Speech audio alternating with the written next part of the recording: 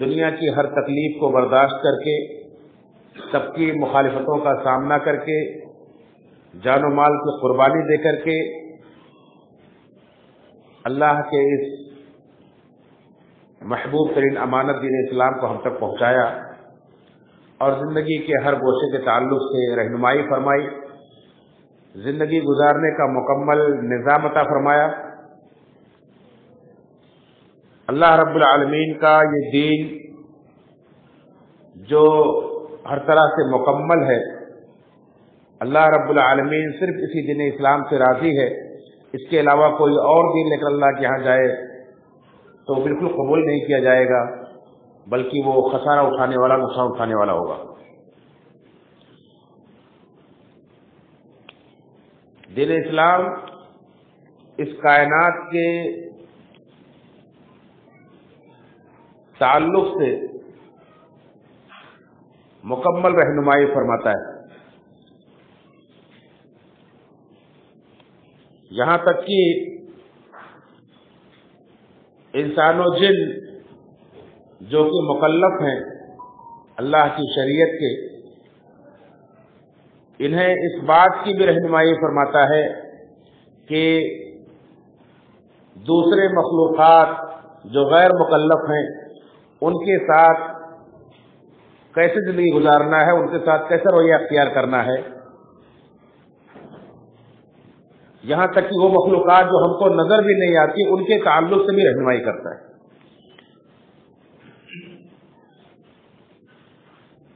اسی لیے علماء نے بہت ساری کتابیں لکھی ہیں کہ لوگوں کے اور دیگر مخلوقات کے حقوق کے تعلق سے اسلام کی کیا رہنمائی ہے۔ انہی میں سے ایک کتاب ہے کہ اللہ کے رسول صلی اللہ علیہ وسلم کا طرز عمل، رسول اکرم صلی اللہ علیہ وسلم کا طرز عمل، یہ ہم سلسلہ وار سن رہے ہیں کہ کس کے ساتھ کیسا ہونا چاہیے۔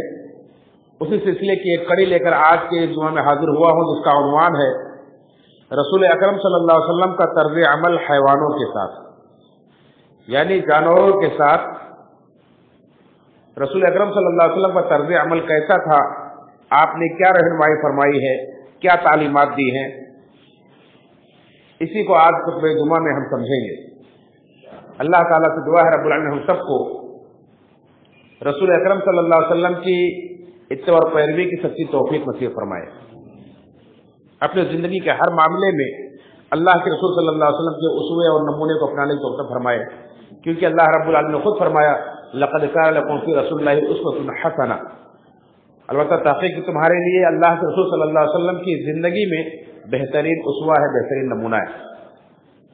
اور اللہ رب العالمین نے نبی کریم صلی اللہ علیہ وسلم کو تمام جہانوں کے لیے رحمت بنا کر بھیجا تھا۔ فرمایا سورہ انبیاء کی آیت نمبر 107 میں وما ارسلناک الا رحمتا للعالمین، کہ اے نبی ہم نے آپ کو تمام جہان والوں کے لیے رحمت بنا کر بھیجا ہے۔ اور اللہ کے رسول صلی اللہ علیہ وسلم یقیناً سب کے لیے رحمت تھے۔ آئیے دیکھیں کہ جانوروں کے لیے اللہ کے رسول صلی اللہ علیہ وسلم کی تعلیمات کتنی رحمت بھری ہے۔ جانوروں میں ایک بہت ہی حقیر اور نجیس جانور ہے کتا، جسے لوگ بڑی حقارت کے ساتھ کا نام لیتے ہیں۔ کسی سے جب ناراض ہوتے ہیں، جھگڑا ہوتا ہے، اس کی تحقیر کرنی مقصود ہوتی ہے تو کہتے ہیں تو کتا ہے، یعنی اس کو ذلیل کر رہے، اس کی تحقیر کرنا مقصود ہوتی ہے۔ اس کتے کے تعلق سے بھی اللہ کے رسول صلی اللہ علیہ وسلم نے اپنی رحمت بھری تعلیم دی ہے کہ اس کے ساتھ بھی تمہیں احسان کرنا چاہیے، اس کے ساتھ بھی تم اگر اچھا سلوک کرتے ہو تو اللہ تعالیٰ اس پر تمہیں اجر دیتا ہے۔ اس کے ساتھ بھی ظلم کرنا تمہارے لیے روا نہیں ہے، تمہارے لیے مناسب نہیں ہے۔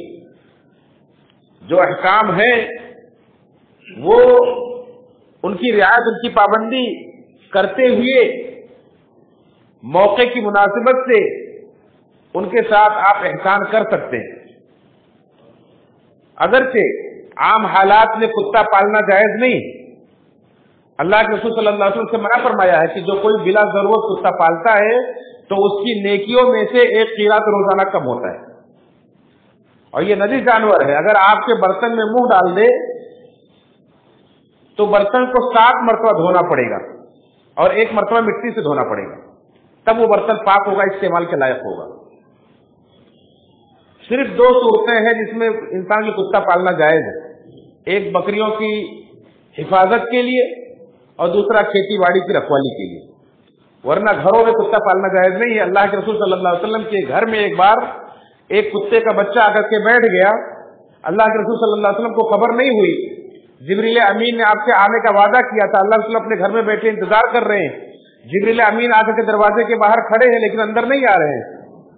اللہ کے رسول صلی اللہ علیہ وسلم اٹھے، آپ کے ہاتھ میں ایک چھڑی تھی اور آپ نے اٹھا کر چھڑی پھینک دی اور کہا ایسا نہیں ہو سکتا ہے کہ اللہ کا فرشتہ مجھ سے آنے کا وعدہ کرے، ملنے کا وعدہ کرے اور وعدہ خلافی کر جائے، ایسا نہیں ہو سکتا ہے.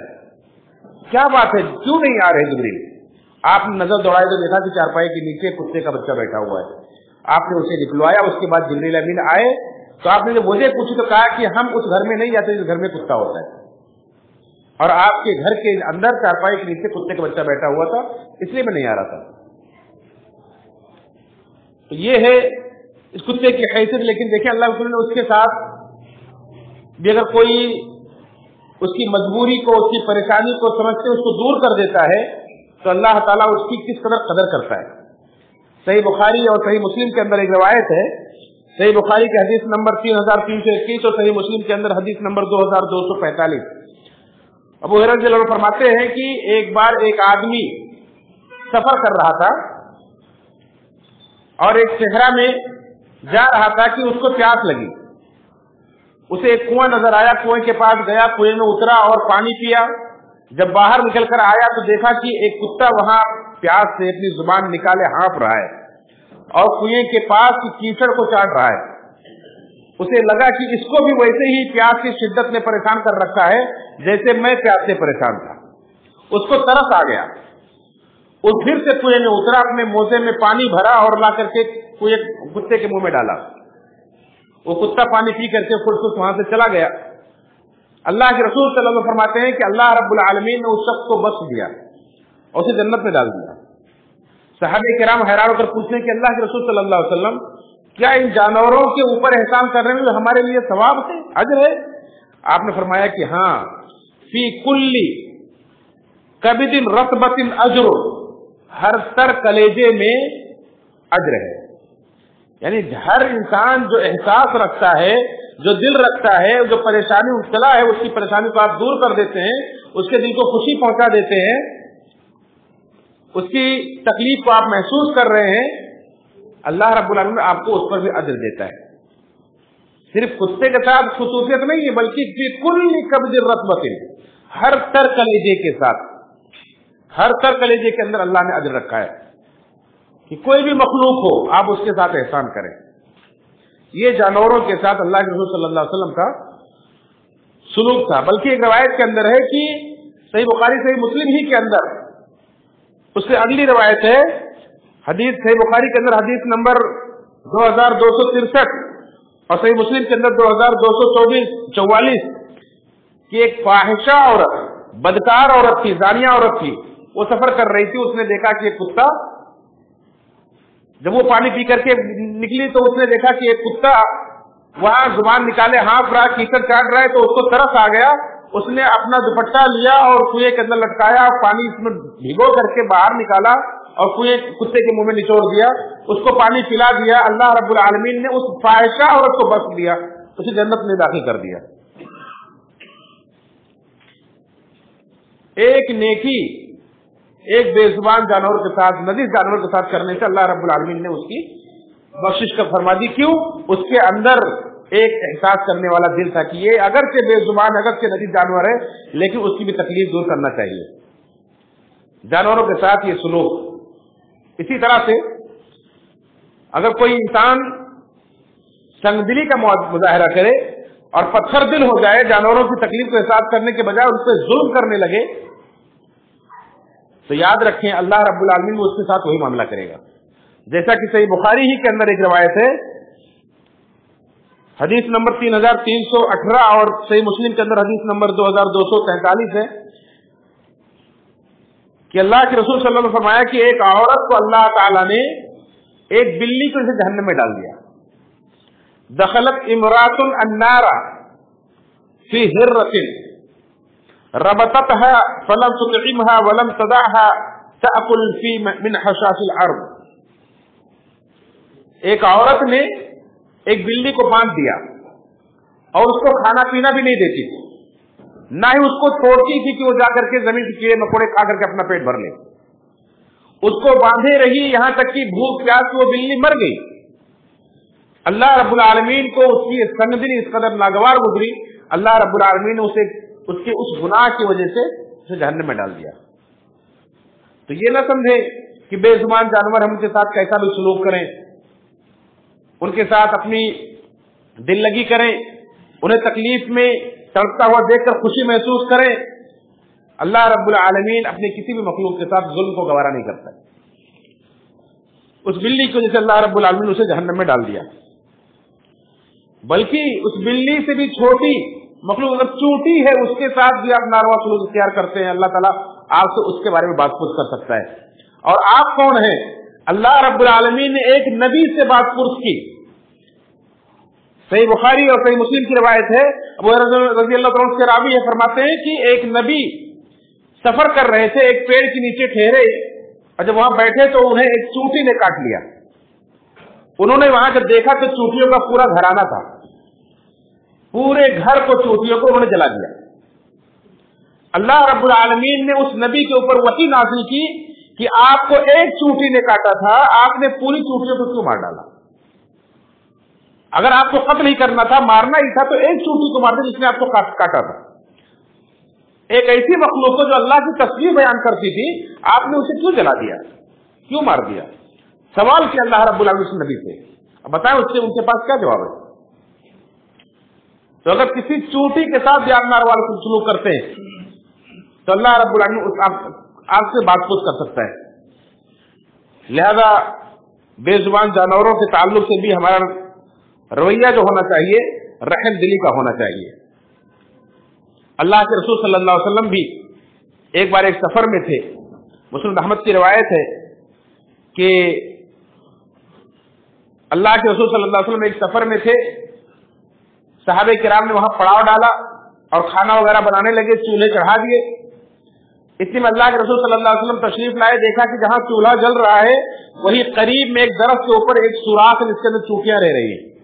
اللہ کے رسول صلی اللہ علیہ وسلم جلدی سے کہا چولہا بجھاؤ, چولہا بجھاؤ, اس کو بجھاؤ, کیونکہ آپ دیکھ رہے تھے کہ چونٹیوں کو اس کی آگ کی وجہ سے تکلیف ہو رہی ہے اور آپ نے اسے منع فرما دیا. تو اللہ کے رسول صلی اللہ علیہ وسلم طرز عمل ایک چونٹی کے ساتھ یہ تھا کہ اس کو بھی تکلیف نہیں پہنچا سکتے. اور یہاں یہ بتلاتا چلو کہ اگرچہ بعض حالتوں میں آپ کے گھر میں ہے چونٹیاں تکلیف پہنچا رہی ہیں, آپ انہیں دوا چھڑک کر مار سکتے ہیں, باہر پھینک سکتے ہیں مار کے, لیکن کسی بھی مخلوق کو اللہ کے رسول صلی اللہ علیہ وسلم نے آگ سے جلا کر مارنے سے منع فرمایا ہے. چاہے آپ ایسے ہی آگ جلا کر ماریں, چاہے الیکٹرک بیٹ جو آتا ہے اس سے لے کر کے آپ شارٹ دے کر کے آپ اسے مارتے ہیں, مچھر ہو, چونٹیاں ہو, کوئی بھی مخلوق ہو, یہ جائز نہیں ہے کہ آگ کے عذاب سے آپ کسی کو, اللہ نے فرمایا کہ آگ کا مالک ہی آگ کا عذاب دے سکتا ہے. اللہ رب العالمین ہی کسی کو آگ کا عذاب دے سکتا ہے, جہنم میں جلا سکتا ہے. مخلوق کی اجازت نہیں کسی کو آگ سے جلا کر مارے. تو چونٹیوں کے تعلق سے اللہ کے رسول صلی اللہ علیہ وسلم نے یہ طرز عمل اختیار کیا. اسی طرح سے دلائل النبوہ البیہقی میں ایک روایت عبداللہ بن مسعود رضی اللہ تعالیٰ عنہ سے کہتے ہیں کہ ایک بار ایک سفر میں ہم لوگ تھے کہ وہاں ہم ایک جگہ پر ٹھہرے. اللہ کے رسول صلی اللہ علیہ وسلم مدینہ میں رہتے ہوئے آپ نے آس پاس کے علاقوں میں بہت سے جہادی سفر کیے. لوگوں کے پاس جاتے تھے, انہیں دعوت دیتے تھے, کبھی کبھی جہاد کا سفر کرتے تھے, لڑائی کی نوبت آتی تھی, آپ اس سے پہلے سن چکے ہیں. ایسے ہی ایک سفر میں تھے, ایک جگہ پر پڑاؤ ڈالے, ٹھہرے ہوئے تھے, تو صحابہ کرام نے دیکھا کہ ایک چڑیے کا گھونسلہ ہے اور اس کے اندر بچے ہیں, وہ بچے اٹھا لائے. جب چڑیے کی بچوں کی ماں جب آئی تو وہ بے چین ہو گئی اور وہاں وہ اڑنے لگی, چلانے لگی, چہچہانے لگی. اللہ کے رسول صلی اللہ علیہ وسلم نے دیکھا تو صحابہ کرام سے سوال کیا, فرمایا من فجع هذه بولدها, इस परिंदे को उसके बच्चों की वजह से किसने तकलीफ में डाला है, किसने इसे बेचैन किया है? फिर आपने कहा रुद्दू वलदहा इलैहा, उसके बच्चों को उसे लौटा दो। साहबे किराम ने जाकर के बच्चों को लौटाया तो चिड़िया जाकर फिर बैठ गई। तो इस तरह से अल्लाह के रसूल सल्लल्लाहु अलैहि वसल्लम ने चिड़िए की तकलीफ को उसके बच्चे से जुदा करने की वजह से हो रही थी, वो भी आपने गवारा नहीं किया और आपने कहा कि उसको तकलीफ मत पहुंचाओ, उसके बच्चों को उसे लौटा दो। क्योंकि जिस तरह से इंसानों का बच्चा जब इंसानों से छीना जाए, जुदा हो जाए तो तकलीफ होती है, ऐसे दीगर मखलूकात के भी बच्चे हैं, उन्हें बड़ी मोहब्बत होती है। आप देखते हैं कि वही एक सादी सी मुर्गी या एक परिंदा जो आम हालतों में बड़ा नाजुक, बड़ा डरपोक होता है, लेकिन जब उसके बच्चे की जान पर बनाती है तो बड़े बड़े जानवरों से लड़ जाते हो, अपनी ताकत से भी बढ़कर ताकत का मुजाहरा करते हैं। वो उनकी मोहब्बत होती तो उनके अंदर ताकत को पैदा कर देती।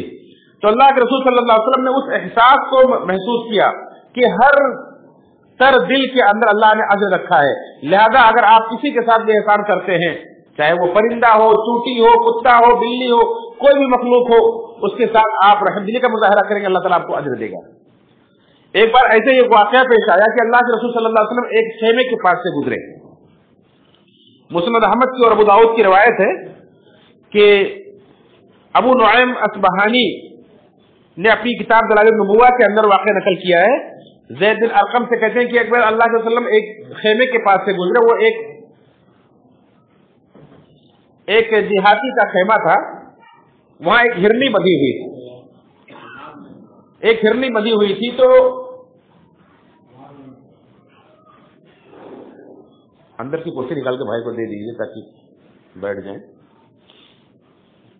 और खुद दौरान बातचीत ना करें। अल्लाह के रसूल सल्लल्लाहु अलैहि वसल्लम ने देखा हिरनी बंधी हुई है और आपसे कुछ कह रही है। अल्लाह के रसूल सल्लल्लाहु अलैहि वसल्लम ने हिरनी की बात सुनी तो हिरनी ने कहा कि इस देहाती ने अभी अभी मुझे शिकार किया है, लेकिन ये मुझे ज़बा भी नहीं कर रहा है कि मुझे आराम पहुंचा दे, और मुझे छोड़ता भी नहीं है कि मैं जाकर के मेरे छोटे छोटे बच्चों को दूध पिला के आ जाऊं, जबकि दूध मेरे थन में उतरा हुआ है। अल्लाह के रसूल सल्लल्लाहु अलैहि वसल्लम ने उस देहाती को बुलाया। उससे पहले अल्लाह के रसूल सल्लल्लाहु अलैहि वसल्लम ने उस हिरनी से कहा, अगर मैं तुझे छोड़ दूं तो जाकर के अपने बच्चों को दूध पिलाकर वापस आ जाएगी? उसने आपसे वादा किया और कहा कि हाँ मैं आ जाऊंगी। अल्लाह के रसूल सल्लल्लाहु अलैहि वसल्लम ने उस हिरनी को छोड़ दिया, वो गई अपने बच्चों को दूध पिलाई और पिला करके वापस आ गई। आपने उस देहाती को बुला करके कहा, इस हिरनी को मुझसे बेचोगे? उन्होंने कहा कि अल्लाह के रसूल सल्लल्लाहु अलैहि वसल्लम, ये हिरनी आपके लिए हदिया है, आप ही के लिए हदिया है। उन्होंने मुफ्त में अल्लाह के रसूल को दे दिया। अल्लाह के रसूल सल्लल्लाहु अलैहि वसल्लम ने उस हिरनी को छोड़ दिया और वो जाते हुए अल्लाह के रसूल को शुक्राना निगाहों से देखती गई और ये कलमा पढ़ती गई, अशहदु अल्ला इलाहा इल्लल्लाह व अशहदु अन्नका मुहम्मदुर रसूलुल्लाह व अशहदु अन्नका रसूलुल्लाह, कि मैं गवाही देती हूँ कि अल्लाह के सिवा कोई माबूद बरहक नहीं, और मैं गवाही देती हूँ कि आप अल्लाह के सच्चे रसूल।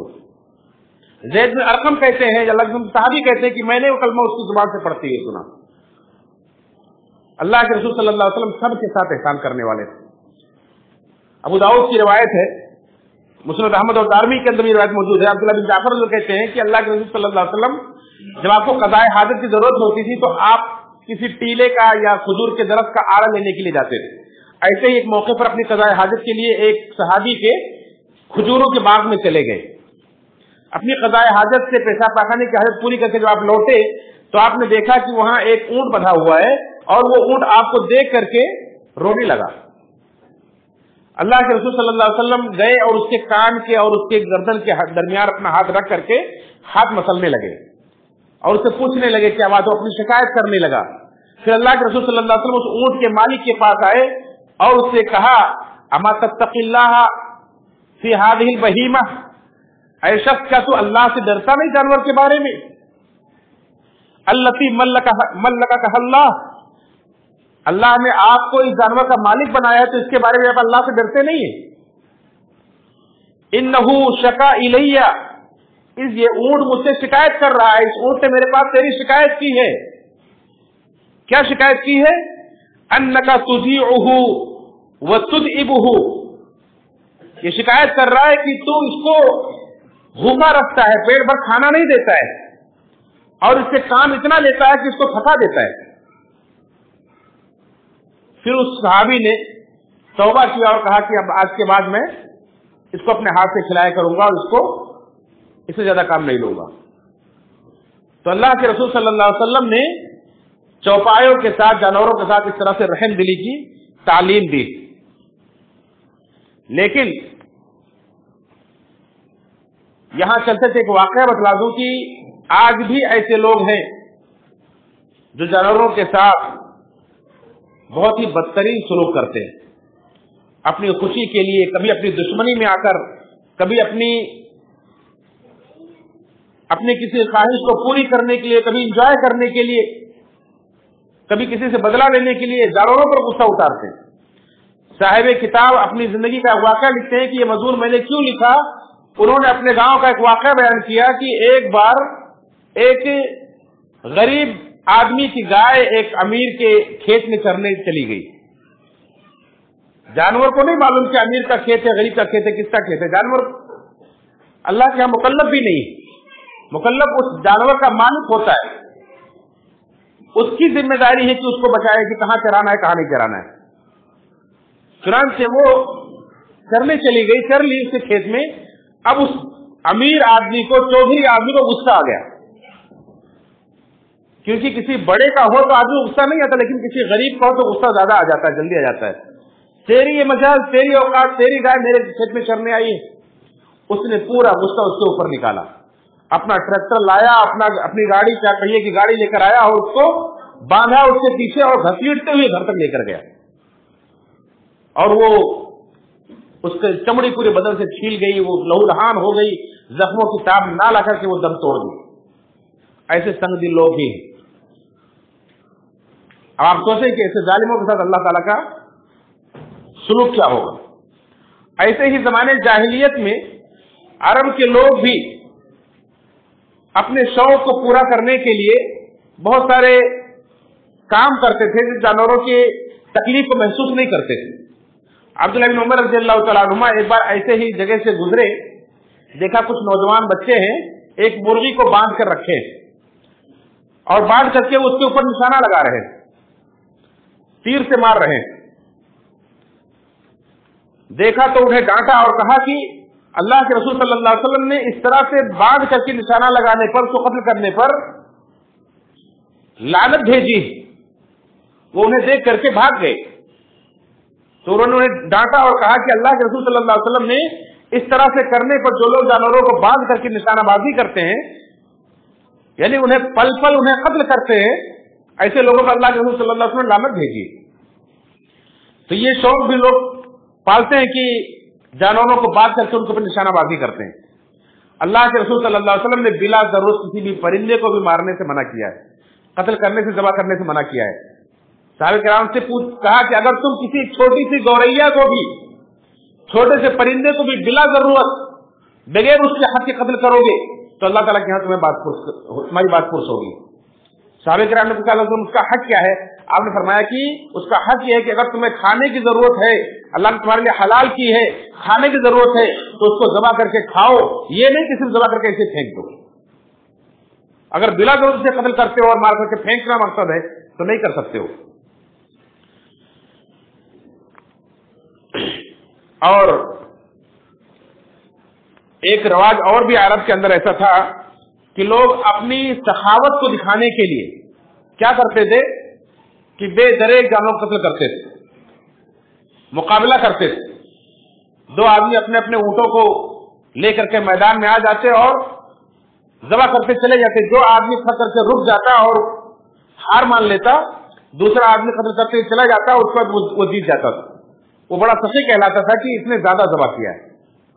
اگرچہ وہ گوشت پھینکا جائے، وہ لوگ کھائیں، وہ کہیں بھی جائے، لیکن یہ بنا ضرورت صرف مقابلہ بازی اور کمپٹیشن کے لیے جانوروں کا اس طرح سے خون بہانا یہ درست نہیں.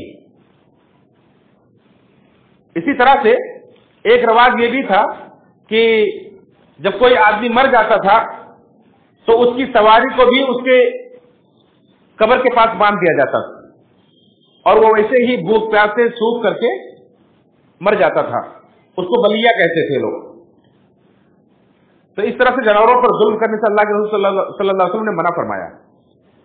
یہاں تک کہ اللہ کے رسول صلی اللہ علیہ وسلم نے जानवरों को जरूरत के वक्त जिन जानवरों को अल्लाह ने आपके लिए हलाल किया है उन्हें ज़बा करने का हुक्म दिया है कि शरीयत के मुताबिक उन्हें ज़बा करके आप खाएं, तो ज़बा करने में भी ihसान के साथ, अच्छे तरीके के साथ ज़बा करने का हुक्म दिया गया है। जैसा कि अल्लाह ने फरमाया कि इन्नल्लाह कतबल ihसान फी कुल्लि शै, बेशक अल्लाह ताला ने हर चीज में ihसान को फर्ज किया है, हर चीज आप अच्छे तरीके से करें। फइदा कतलतुम फअहसिनुल क़ितला, जब किसी को कत्ल करो तो अच्छे तरीके से कत्ल करो। वइदा ज़बहतुम फअहसिनुद्ज़िबहा, और जब ज़बह करो जानवर को तो अच्छे तरीके से ज़बह करो। वलयुहिद्द अहदुकुम शुफ़रतहु फलयुरिह ज़बीहतहु, कि अपनी छुरी को तेज कर ले और अपने जानवर को आराम पहुंचाए, खुद छुरी के साथ ज़बह न करे। अल्लाह के रसूल सल्लल्लाहु अलैहि वसल्लम ने ये भी सिखाया। ऐसे अब्दुल्लाह बिन अब्बास कहते हैं कि एक बार अल्लाह के रसूल सल्लल्लाहु अलैहि वसल्लम एक आदमी के पास से गुजर रहे थे, वो अपने बकरी को लटाए हुए है, उसके ऊपर पैर रखे हुए और छुरी को उसके सामने तेज कर रहा है। तो अल्लाह ने उसको डांटा और कहा कि इसको कितनी बार ज़बह करेगा? ऐ शख्स, अफला क़ब्ला हादा, क्या इससे पहले तूने छुरी क्यों नहीं तेज कर ली?